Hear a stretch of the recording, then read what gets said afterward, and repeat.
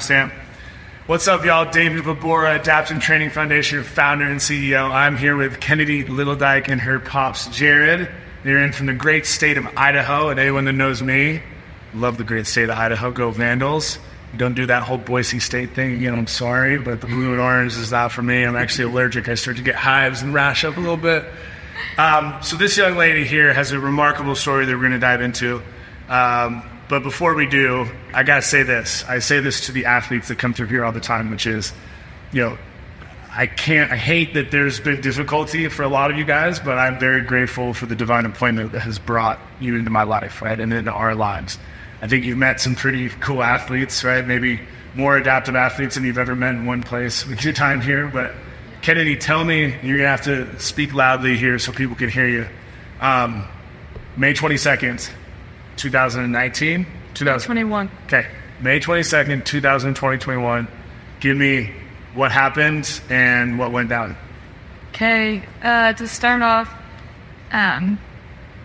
it was a Saturday, and my mom had went out of town because she was going to help my grandma with some yard work that day, and then my dad was at home sick because he had just had a radiation appointment. Yeah. Something had happened, and my mom specifically told me to stay home and take care of my dad. But before she left, she had a second-hand feeling I needed to go with her. But she knew I would refuse because at this point, I didn't have a very good relationship with my parents. I was very strong-headed, kind of thought they just were wanting to ruin my life. Like most teenagers. Yeah, of course. And so my friends ended up coming over, and we had a big night out in Deathlow. And obviously Idaho has lots of mountains, and we went to the base of it just to watch the sunset. And when we were up there, we were all just hanging out, and then my friend Jacob in the back seat, his mom ended up calling and telling him we needed to head home, and it was only like 9 o'clock or like that, so it's literally Saturday. And so we were like, hey, is it okay if we just came over to make crepes? And she was like, yeah, that's totally fine. So we got to go back to my house, which is 3 miles from where we were, and it's just a straight shot with a few stop signs. And in the process, I started crying and lost control of the vehicle, and we went off the right side of the road, and like my driver's side, like the blinker, chipped the power pole and flipped us sideways when we started flipping and rolling. And in the process of the flipping and rolling, I was then ejected and hanging in a power line 30 feet in the air by my broken femur. So, let me get this straight. You hit the pole, you spin, you start to roll. What do you remember what's going through your head? Did everything feel slow motion? Like, was there any fear? What can you recall from the moment before you ended up on power? I don't remember. I don't remember hitting the pole. I don't remember flipping and rolling. I just remember, because I was conscious the entire time I was up there, and I was up there for an hour. And I was the one that they heard calling for help, because I did the 911 call. Once people finally got there, you can hear my friend, she was crying, and then the other one was just sitting there watching me. And obviously neither of them could do anything because they had such bad injuries. Yeah. And I'm obviously in the air. So I was the one calling for help. And at that point, my first memory, it was really dark. I was super high in the air. I knew I was upside down. And I was scared, and I started to cry, but I'm not a big crier, and I felt weak, and so I literally told myself, if you cry, you will die, because it was you're giving up. And so I pulled myself together and stopped crying. And then my next memory was I had a FaceTime call with God. I called the iPhone? Yeah, but I didn't have my phone, obviously. It's all in my mind. Did he look like Steve Jobs? Did God have a turtleneck on?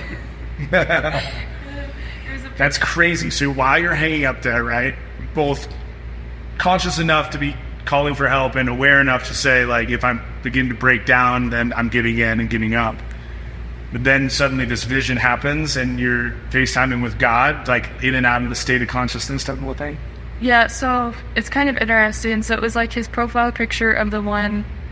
Actually, I take pictures of Christ, but of his hand in the water, and then it said the decline and the accept button, and I was sitting up there, and obviously just hitting the accept button, and the phone only rings for so long, so I started to cry, And because I was panicking, like not a cry, like oh no, like it was You just didn't like answer this I was call. like, you're not answering, and you can't called deny me. God. Yeah, I was like, you called me, you let me come home. And so the phone ends up going black, and I can see my reflection. And at this point, I was bruised, bloody, like I looked like hell. And You're upside down, and so the blood is right pooling. yeah, I remember wiping the blood out of my eyes and my nose because I was just drowning. Right, so you're drowning. You're essentially your lungs are filling up with blood, but because the leg had been lacerated, right, part of the blood is then coming out of your leg. as Well, the power line pinched it up, the main artery. Oh, so it cauterized it, But it or got just pinched. you got pinched. Yeah. And then the arm was cauterized. Yeah, that's wild. So you're up there for an hour. Feel like you're drowning, trying to stay calm, praying, I'm assuming. I don't remember. Yeah. My memory's in and out. I just remember wondering why no one was helping me, and because people were filming too. Like there was a lady that literally filmed the entire process of me getting off the wire because she thought I was her granddaughter. Like people were taking pictures, filming my shit, everything, and I was just like watching. I'm like, or none of Is it. someone gonna help me? Yeah. But you didn't. And all the while they had called, paramedics and first responders were on their way, because again, being that it's a live power line, it's obviously some significant risk, right? Creating a conduction. Trying to get it turned off and everything. And very dynamic. And in time is Truck out there from, because your remote. paramedic services don't usually have ladder trucks for exit. But Yeah, that's true. true. At the fire department. Yeah. Okay, so they finally get there, and at this point, right, like how much time did they think you had left? Because you gotta imagine being up there for an hour, it's talking seconds. I don't know if they even thought I was going to make it that long, because they thought I was going to rip off. They had a tarp underneath me because my leg was snapped. Like all I was hanging on was by the skin, and like the little bit of skin that was on whatever side of the thigh. And so You think she had thick skin, though? Yeah, they said the only time that we were told that she screamed was when the guy got the tourniquet. They got up there and got the tourniquet on her leg, and they had to take the power line back through the femur and the bone to get her off. And so when they were taking the power line after they got the tourniquet on and bringing it back through the wound, so that was the only time she screamed. Play that. We give you permission to scream up now. I agree. Crazy. Okay, so they bring you down. At this point, I gotta imagine you're life flighted, right? So tell me about the transport and anything that you can recall as it is to what was going through your mind, right? You're conscious. We have a Marine who's combat injured, who was ejected 30 feet out of a Humvee, soft top Humvee, when he was blown up. And he said he stuck the landing in his head like any good Marine would. He stayed conscious the whole time because God's a comedian.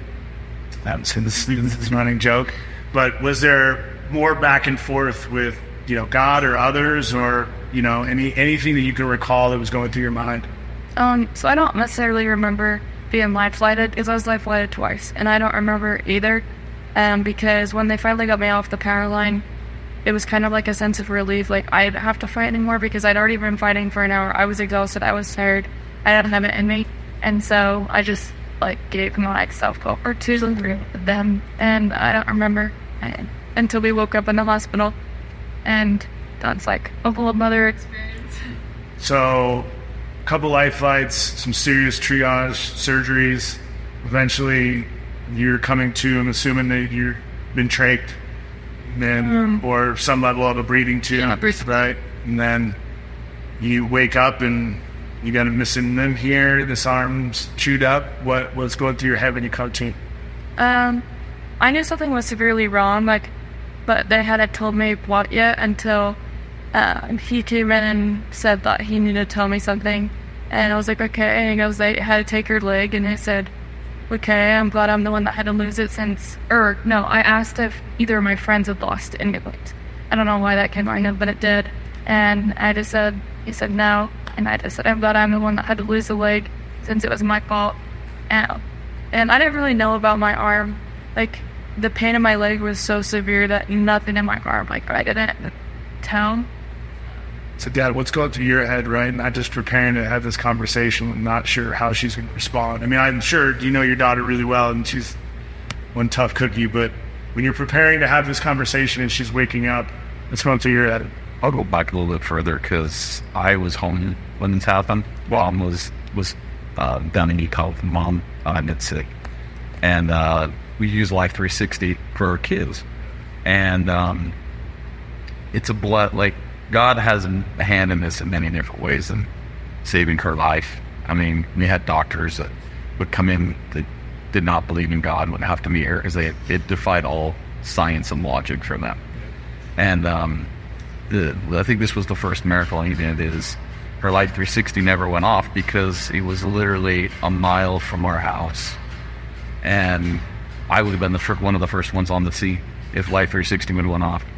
And I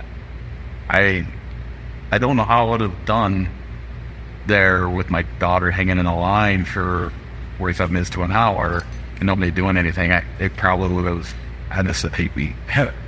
You'd have climbed up that pole and found a way to get her down there. Yeah, I pulled it coming down. Yeah. And so the amazing thing is by the time I figured out what was going on and I got down there, they had just got her off the line. And so when I ran out there and I saw the car, and I just ran for the car out, and there's an alfalfa field, and just ran out there, and somebody's like, "No, Jared, she's over here." And so I just turned and ran straight to the ambulance. And I looked in there, and there's a little girl, and it was the Clacking murder scene in there. And I went around the ambulance where there wasn't people, and I grabbed the tire and dropped to my knees. I mean, the only thing I could say was, "Please." The only words I had in my mouth at that time for God was "please," and I think he understood everything he needed.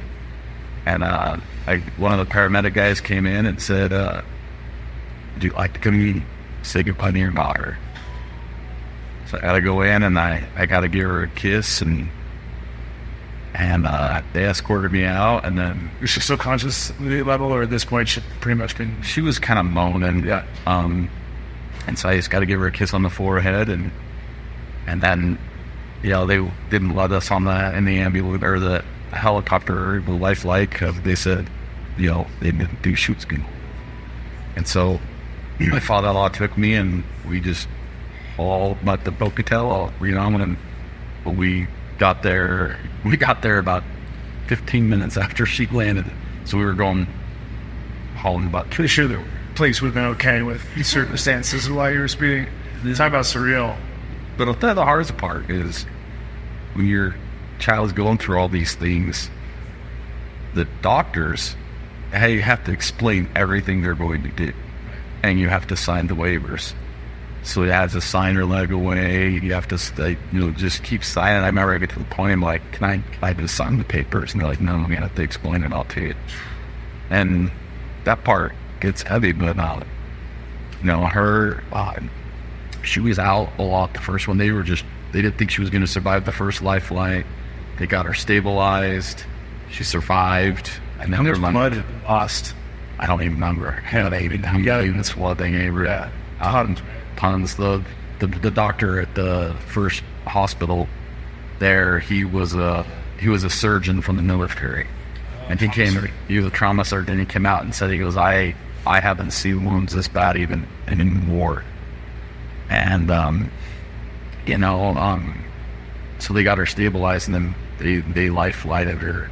Her mom, I headed to meet her at the other end. Her mom got to go with her, and she said the cover came off the leg. It was black, and the leg was going to be going. At that point, they were trying to save the arm because the arm was completely detached. It was hanging by the muscle. They had to take a vein out of her leg and get arm there to save it. So when she came to, and when we got to start talking to her was after her second life flight in there, and it's hard, it's hard to tell your daughter that, she'd been the captain of the soccer team. She was like the star of the soccer team. She wanted to play college soccer, and you just sit there and wonder, like, what, going through all the things that your daughter can't do. Yeah. And you wonder, it's a dark, scary moment, and then having to tell her that she was awesome. She was more worried about her friends 'Cause I don't think she wanted to live with the guilt of something happening to them. Sure. And What were their injuries? The girl, she had a broken neck back in pelvis, and the one had a broken. Are they ambulatory, or are they paralyzed and they move?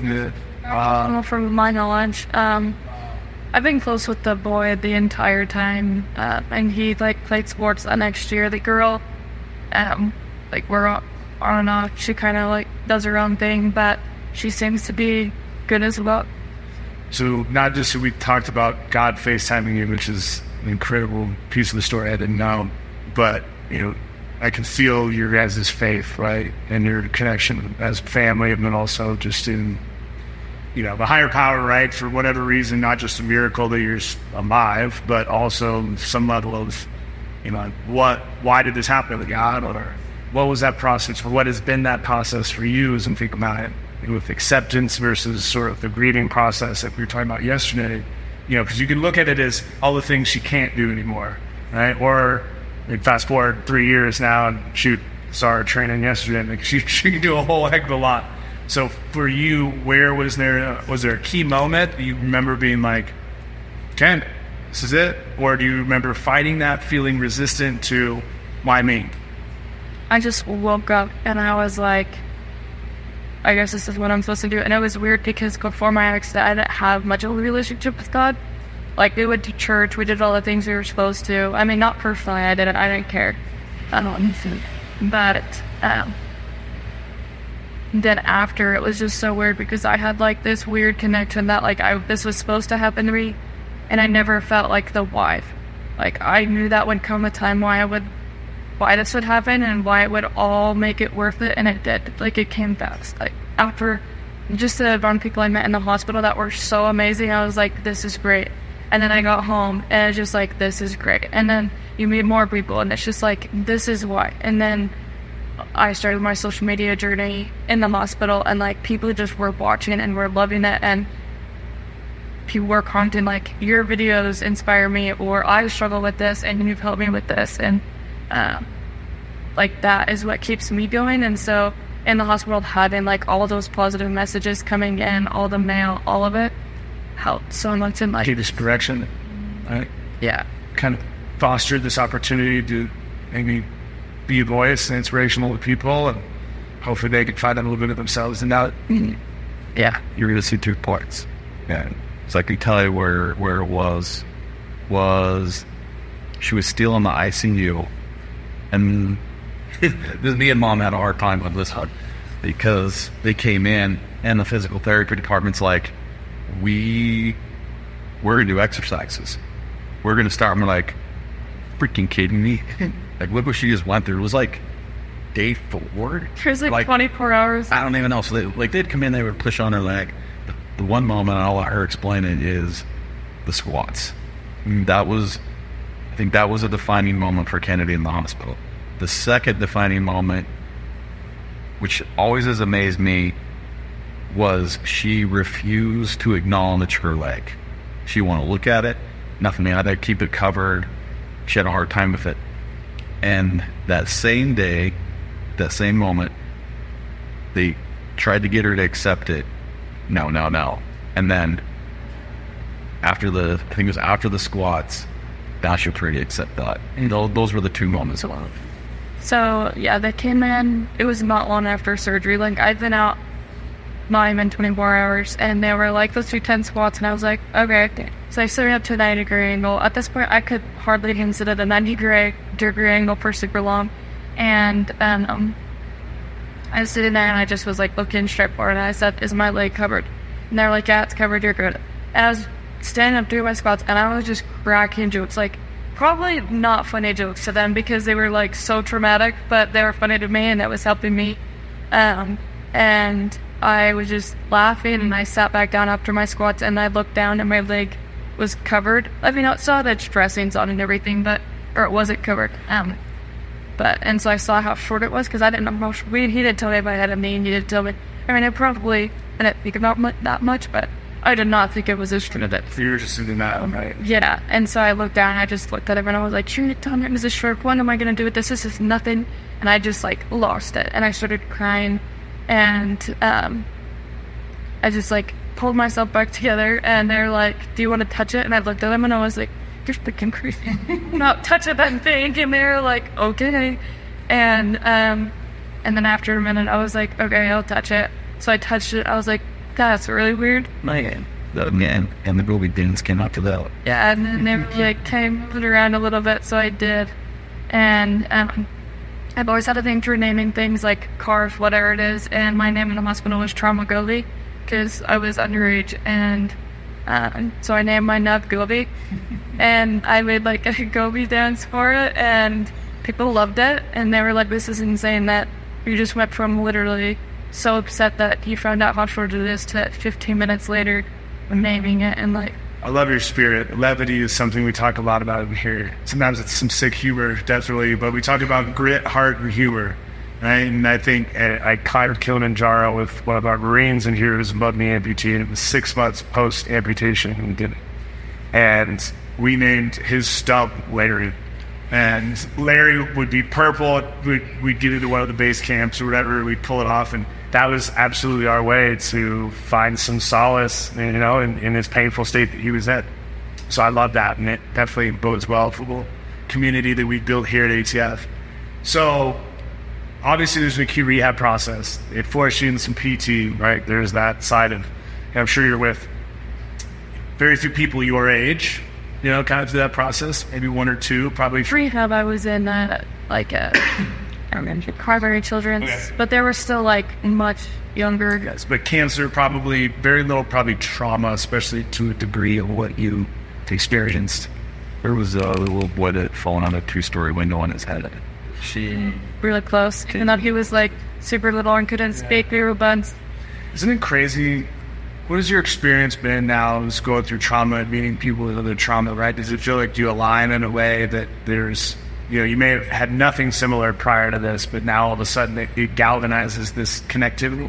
Yeah, I totally think so. And it's interesting to hear like exactly how other people feel about the situation, like their situation, their attitude about it, and then it's like, oh, I feel the same way. That's so cool.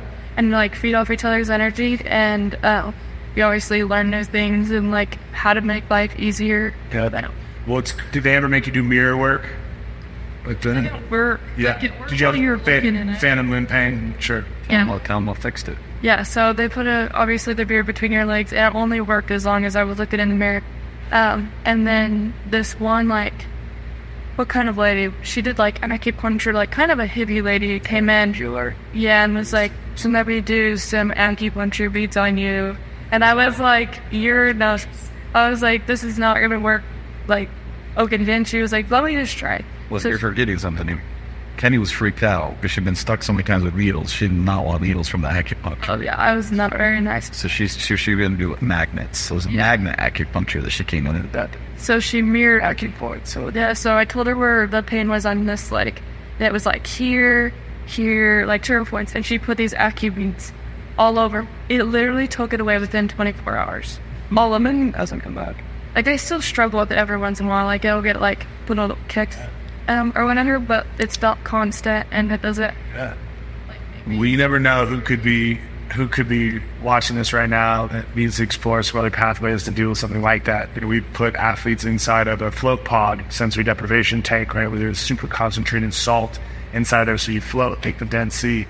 What we've experienced with a lot of our amputees is that they go into that tank and it gets dark, they actually say that they feel whole, and it has largely diminished their phantom limb pain and a lot of the reactivity that the nerves are firing and so sending all those crazy signals, but it has this ability to just sort of desensitize that and dampen it a little bit, which is pretty cool. So yeah, there's a whole host of tools. So, one of the unique things we work with here is a holistic healer and kinesiologist, chiropractor named Dr. Lou Garnett. You guys were able to go and see Lou last night.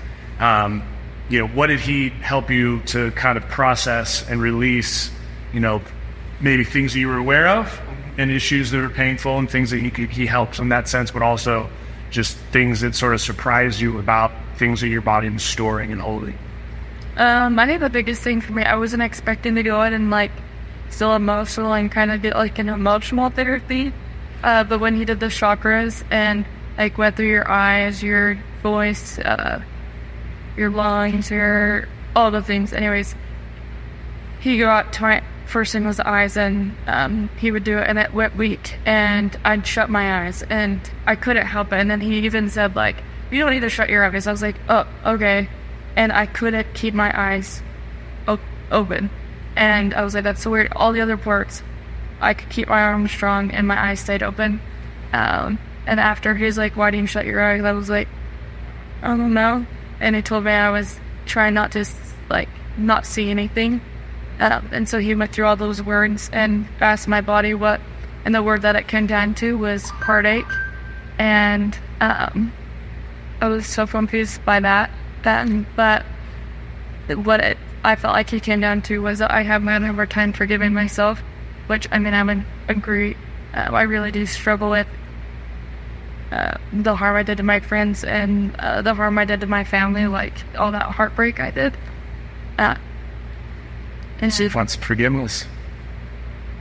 Yeah, and so it was like, I knew that deep down, but I do feel like I stored it. Like, he said some other things, but it didn't affect me, like when he was telling me about forgiving myself. To do this in your forehead. Yeah, and I just started crying. Yeah, and so it was interesting, so I can now, like, see exactly what I can now open my eyes to and, like, start forgiving myself, hopefully.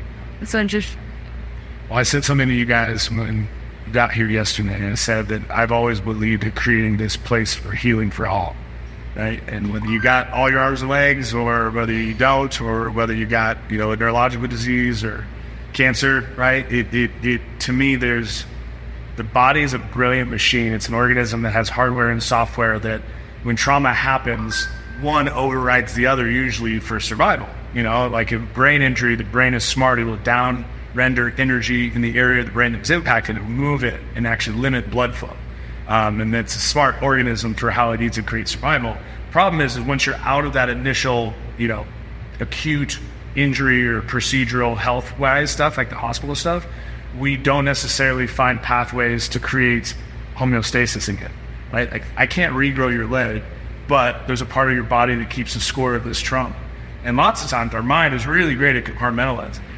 But that doesn't mean that it isn't energy wasted by not allowing that acceptance, forgiveness, the trauma of what's happened to pass through you. And people say, what do you mean by pass through you? And again, we talk about a somatic emotional release in here. Breath work, like we did this morning, is a way to tap into that mind-body connection and be expansive. Recognize where you're holding stuff, right? That idea of closing my eyes, well, it's a fear-based reaction based around what could be more human. Right? Like, just like not wanting to look at your leg. Gosh, if I don't look at it, it's not real.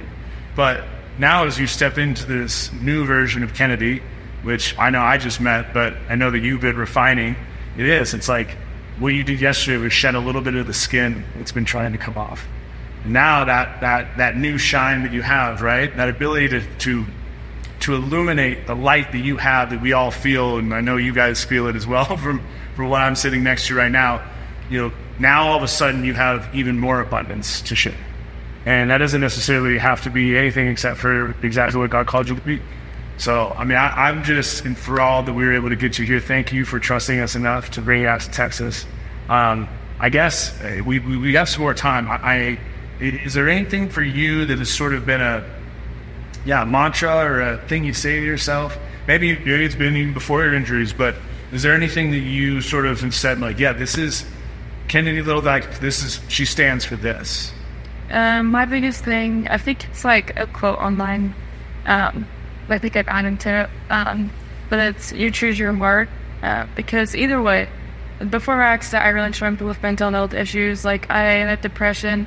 I also had an eating disorder. And so I struggled with other things. And that was really hard. Like, mentally, it was exhausting. All I wanted to do was sleep. Or just take my mind on everything. And but this, like, is also really hard, like this situation.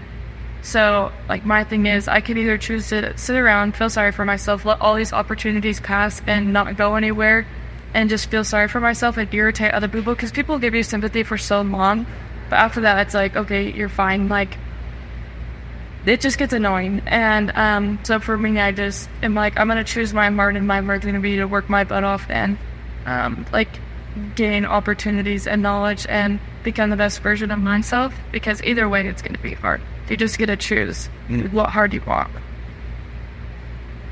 Dad, it's been an inspiration to us and our family, man. Like, I've had trials in my life, Kenny knows. And it's been an inspiration to me as our dad to watch, because I used a lot of my stuff in my past as excuses and creative anchors. Yeah, sympathy box. You see it. I did. I think I lived in that sympathy box for a time, and then watching her is just, it's inspired me too. You know, and I love the program we've created here. I'm here yesterday and today. There's a lot of program. Like, the thing is till this happens, you don't even know this world exists. Yeah. Like, you know, you might notice somebody at a grocery store wandering around and go, "Oh man, that would be hard." And then that's about all the thoughts you really have in your head. You know, you just go on about your life. And there's a lot of programs out there to get you skiing, to kind of get you going again. But what I like about here that I've seen, and yeah, I know for myself that I could use, is it's not just the physical. It's not just getting strong and getting back into sport or activity. It is the mind, the mental, spiritual. Like, I think you're getting that whole circle and working on that, and that's the thing that I am very impressed with here. It is that, because I mean you can get in shape, you can get strong physically and muscles, but there's an emotional and a mental toughness that I think gets forgotten. You glad to us feel that, because we believe in elevating with the total person. And I appreciate your guys' honesty. And, you know, I know that we barely scratched the surface of, you know, the depth of your story, but we're certainly here to fly the Kennedy flag. And, you know, we hope that we can get you for a full 9-week program in the future. I know that you got a young man that you're dating. That's pretty exciting. And, you know, something that touched me, and Dad, feel free to speak, you know, as dad of 2 little girls. You know, you mentioned when this happened to her, you know, you ask yourself, was someone mother, right? Like, is there going to be someone for her? And that's all I used to cry about in the hospital. I didn't cry about my leg being gone. I cried about, well, obviously, I guess that correlated with it, but I truly didn't believe I was worth anything, or no one was ever able to. Well, that's I think my opinion on what Dr. Arnett did for you yesterday, right? You got to just close your eyes and step into the beautiful woman that you are today. Maybe miss a little bit of hardware, but it just makes you all the more unique. When athletes come here, they always, many of them will say, "I just want to feel normal," and you get that. And I know a lot of us probably get that. Like, if I walked up to your dad to compliment him and say, "Hey, Jared, you're so normal," you'd be like, "Dude, you're an a-hole, man. I don't want to hang out with you." But if I said, "You know, Kennedy, you're unconscious as well," right? In fact, as we step into that, you realize that gives you an opportunity to share your story as proof that you go beyond what was trying to harm me. So you're inspiring me, and if nothing else, I hope those that are watching, you guys will choose your heart and feel this inspiration, but not let it stop there, but aspire in yourself. You know, what are you not choosing that's difficult? What are you not stepping into that is really calling to you to elevate you to the newest, best level of yourself? Follow her. What's your Insta handle? _KennyKenny_9 on Instagram and TikTok. Oh, and y'all, if you want a girl to come in and speak to your organization, corporation, or group, she would be a perfect person to come in and inspire and share a very meaningful story. Love it. Thank you, guys.